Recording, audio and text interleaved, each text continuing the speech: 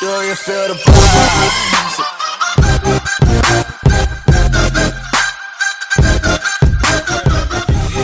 Welcome to another episode of Omagic's Kitchen, and today, well, it's a nice day. We've come outside and we've thought we might cook the rest of the chicken that we cooked in our earlier episode. It's the same day, so we're going to have a wood fire and we're going to cook it outside on the barbecue. And what we'll do here is show you how to prepare the barbecue a little bit, which is not, you know, every barbecue is different, but we'll show you what we do here, and then we'll start the cooking and put some chicken on and some corn, and we'll show you how to cook the rest of the chicken.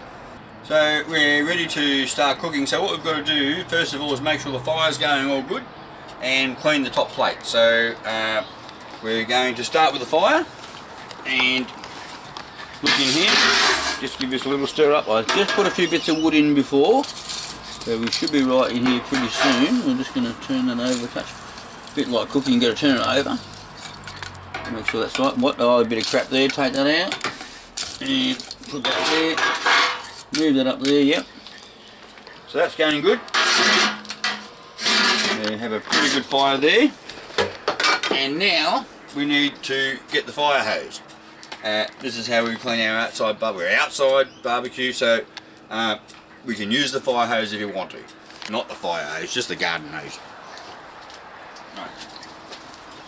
So we've turned it on.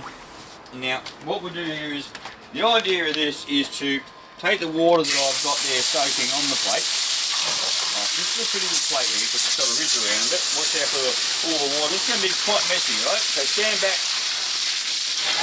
and we just spray that off like that. Now I like to spray the whole area just to make sure we don't have any dust or anything going on our food. So I'll spray this whole area down, and I can do this from outside, and I am going to kill the fire a little bit. That doesn't matter. And we're ready to go. Turn it off. Like that, and you'll notice we've got a nice reservoir there. That's where the hoses go. Now it's very important to put the fat on pretty quickly here. Whilst that is still wet, the fat needs to go on. Very important that the fat goes on while that's wet. This is some fat we've got from earlier. We picked our own fat, of course, so nice cooking fat there. And we can watch that sizzle down. Once that sizzles down, we need to get something on there quickly.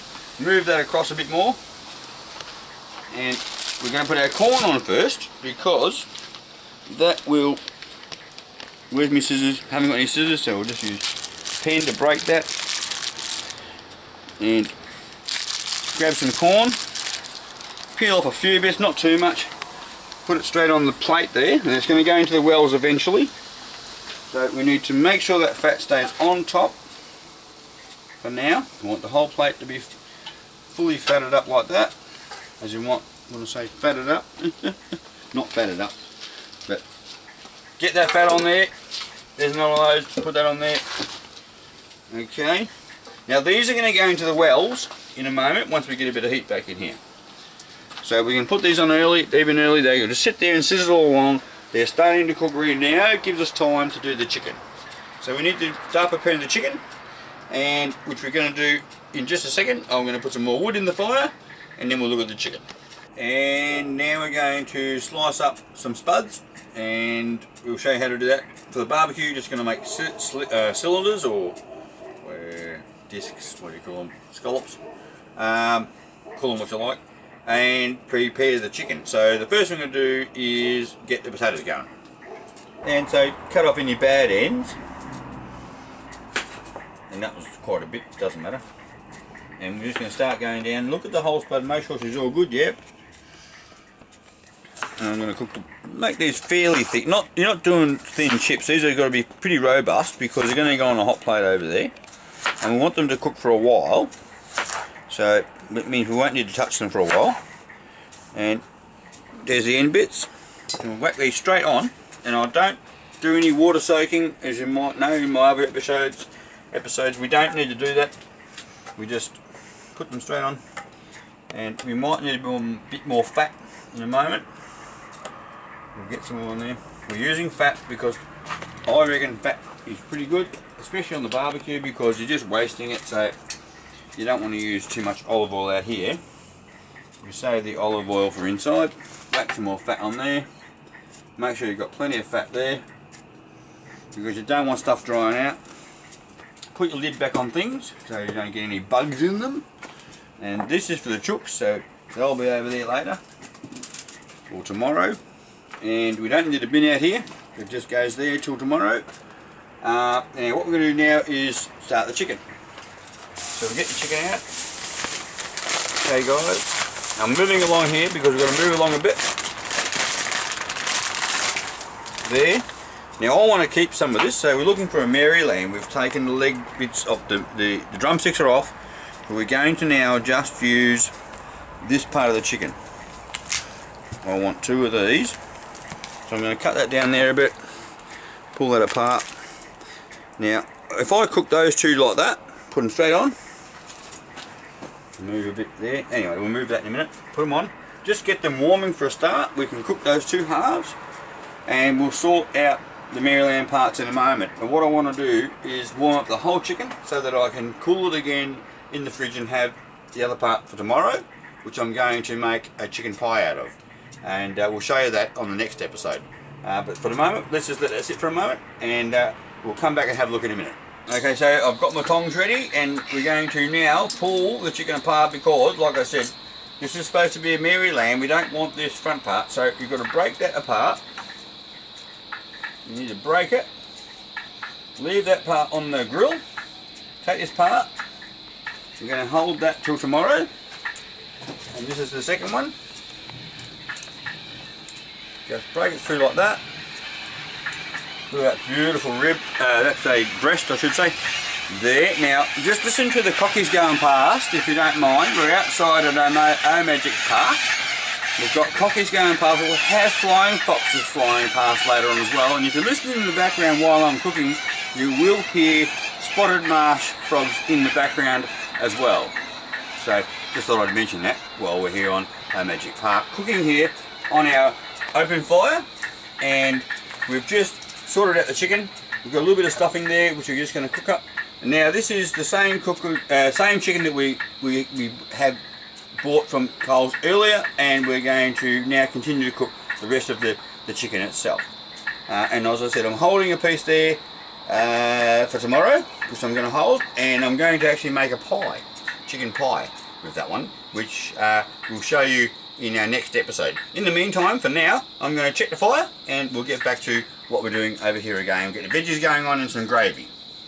Yep, so at this point I've separated the chicken. We've got our bits over there ready for tomorrow for the pie. I'll take those inside in a minute. We'll make a nice pie out of those tomorrow, and we'll show you that, like I said, in another episode. And at the moment though, what I need to do here is make sure this is going well here. This corn has to go into the wells. There's wells on the side of this plate. Now, that's where there's water and fat in those wells, and they'll just cook nicely in those wells. Can you see that? So we'll move these things around a bit. We're just waiting for a bit more heat to come back up here, and these are all cooking along. Now what we're going to do in the meantime, let that cook nicely, go inside now and make some gravy. I'm going to pre-prepare the gravy, so I'll start that on the gas inside in a pot, and once it's getting near ready I'll bring it out here and we'll finish it off on the wood fire. So let's go and start the gravy. So here I am back in my kitchen, and we're going to make the gravy now, like I said. So what we need is, I usually have this half full or something, maybe full, of gravy ready to go, and this is a corn flour and gravy mixture. So it doesn't matter where you get your gravy from, but you put 50% grey box and 50% corn flour or wheaten flour, whatever you prefer. So in this case I've got some wheaten flour, just your standard corn flour, wheat flour. It says, look, it's written, but it doesn't even matter. This is both, it's a mixture of both, so it's beautiful. That's what we're using, right?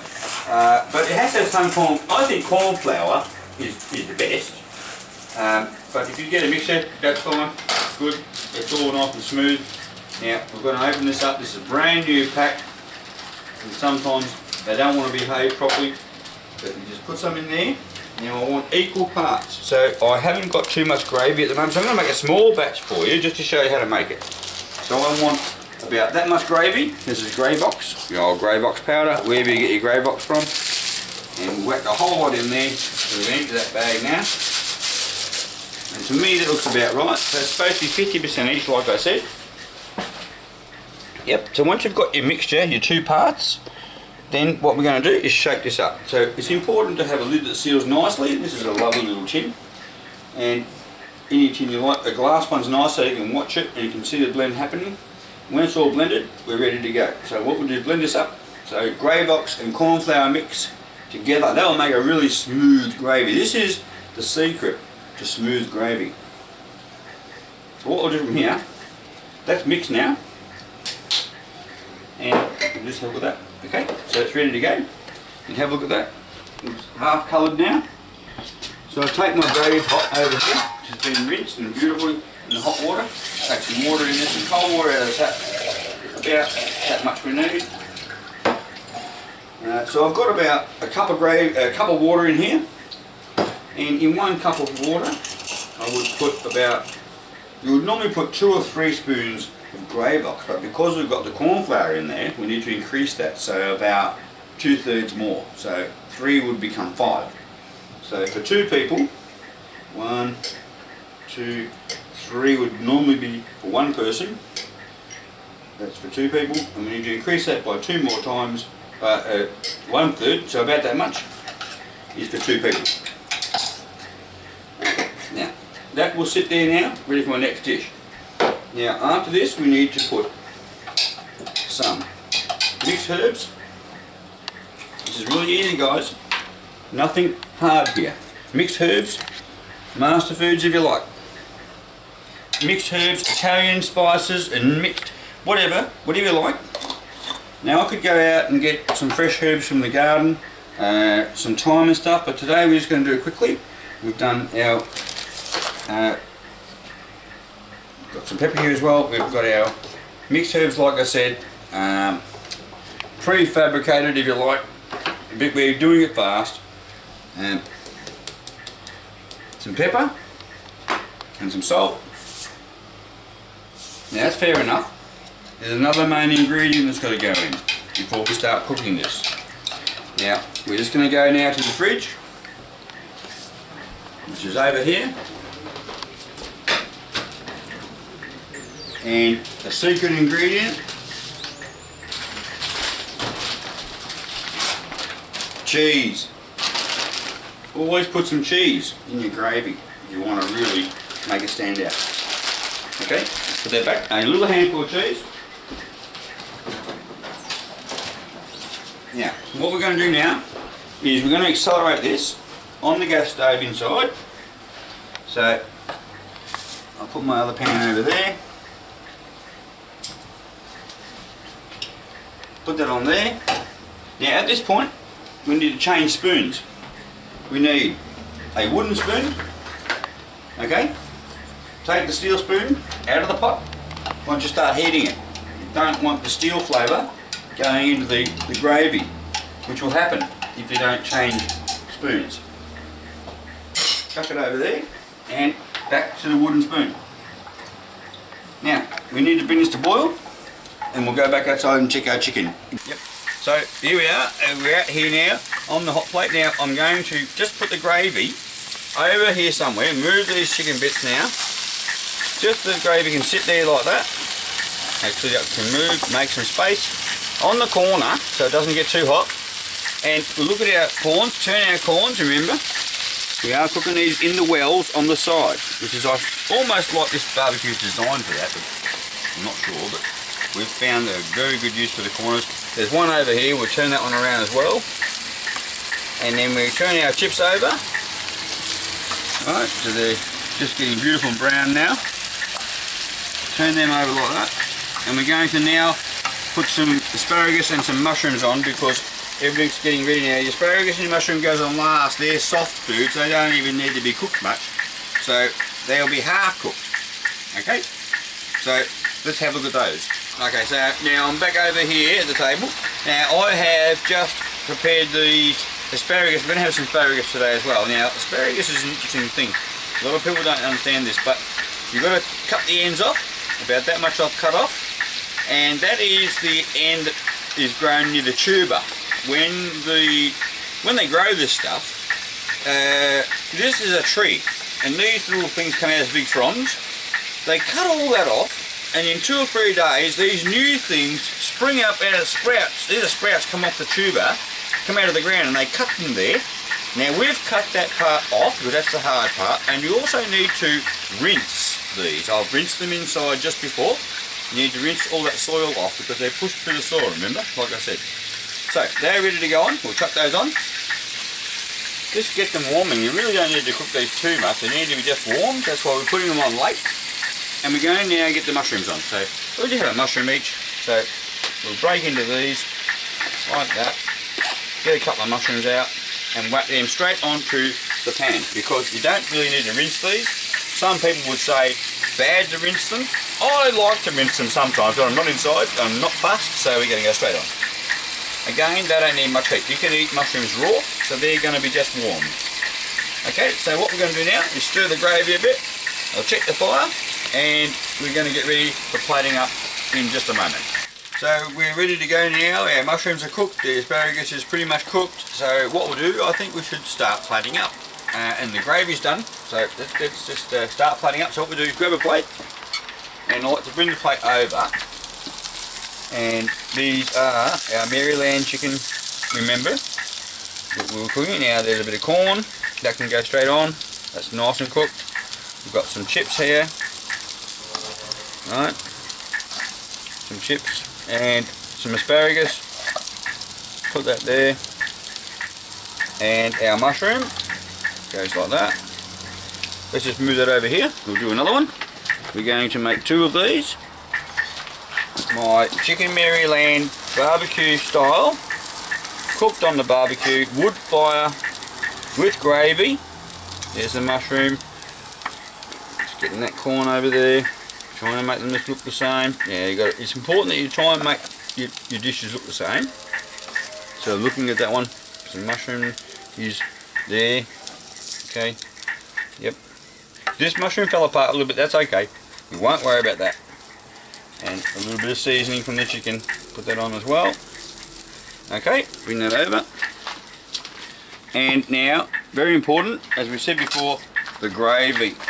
We were talking about the gravy, which we've been sitting here simmering away nicely. We prepared that inside on the gas, remember, just to give it a kick, because it's hard to get it going on the barbecue. But once it's going and done, it will sit there for as long as you want it to. This is a left-hand jug. I call it a left-hand jug. And we're going to pour on that beautiful gravy now. On it goes. Look at that. Oh my God. Oh, I wonder who gets that one. I'm having this one. Look at that. Now I'll save a little bit of gravy in the pot just in case someone wants a bit more. And there you have it, Omagic's kitchen. I hope you enjoy that. That is our chicken Merryland cooked on the barbecue with corn and asparagus and mushroom.